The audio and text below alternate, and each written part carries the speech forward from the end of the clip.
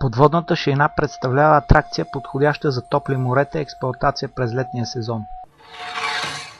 Кабинка, предназначена за 4 души с яйцевидна форма, се тегли от моторна лодка или катер с помощта на подходящо за тази цел въже.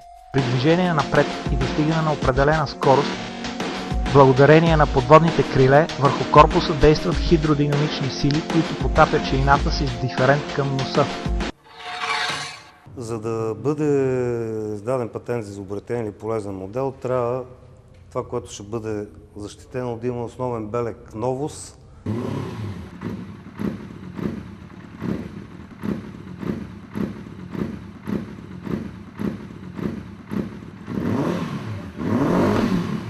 И друг белег полезност. Състои се от една носеща рамка с двигателче на Honda, отзад с хидравлична спирачка на Shimano. Лесно е за управление, цялото предната и задната степенка са на една люлка и всъщност като се изнесе тежестта на предната степенка се дава газ. Може да се движи освен по хоризонтала и наклон, може да се изкачва, да развива високи скорости. Завиването става с предния крак, с предната степенка, първоначално с глезен става, вече при по-висока скорост става и с изнасяне на тежестта на самото тяло. Трети белег безвредност.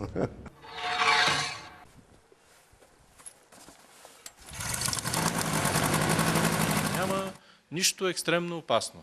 Значи излитането става с парапланер, който трябва да се напълни още на земята с въздух. Това е по-безопасно от каране на велосипед, от каране на мотоциклет, от каране на кола, от скачане с парашут, да не говорим, там парашута трябва да се отвори.